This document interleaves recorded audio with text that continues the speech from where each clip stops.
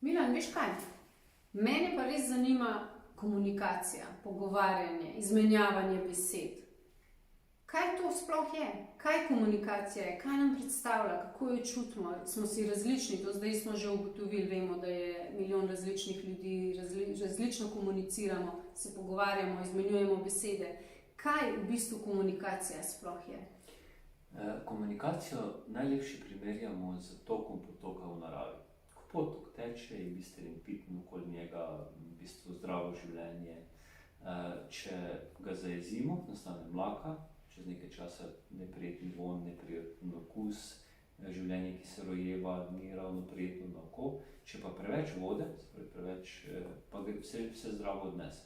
In približno isto je v odnosu. Namreč, da odnos sploh lahko obstaja, mora biti komunikacija, se pravi izmenjava informacije, energije, mora biti pretok. Ne samo enostranski, ampak obojestranski. Dvosmerno mora teči. Tako in na isti način, kot teče potok, mora teči komunikacija med dvema. Se pravi, komunikacijo lahko spet razdeliva na več različnih vrst komunikacije.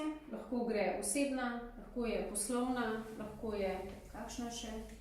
Kaj nam komunikacija sploh vse ponuja, kaj nam daje? V bistvu komunikacija nam daje pravzaprav neomejene možnosti. Se pravi, vse je odvisno, kaj imamo v svoji glavi in koliko imamo te notranje moči, da te stvari tudi spregovorimo.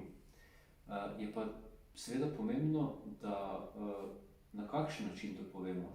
Ne glede na to, da mi govoriva slovensko, je vprašanje, ali govoriva na istem nivoju, če se pravzaprav razumemo. Ker to je največji problem, da se v bistvu Slovenci ali pa ljudje med sabo ne razumemo. Glede na to, da govorimo isti jezik. In zato jaz moram poznati sebe dobro, zato da lahko pravzaprav sebe razumem, pa vem, kaj me zanima, da lahko to tebe vprašam. In s tem, ko jaz tebe poslušam, kaj mi poveš, pravzaprav tebe spoznajam, dajem ti pozornost, občutek, da obstajaš in na ta način tudi jaz spoznavam, kje so tvoje meje, tvoje želje, kaj pravzaprav iz tebe izhaja. To ti meni ne sporoča samo z besedami, ker besede so samo 7% komunikacije. Vse ostalo ti meni sporoča svojo mimiko, barvo glasu, na kak način se odzivaš na moje besede. Torej, telesna govorica ti tudi kar nekaj pove. Kaj ti pa pove moja telesna govorica danes? Lahko tle zaključimo.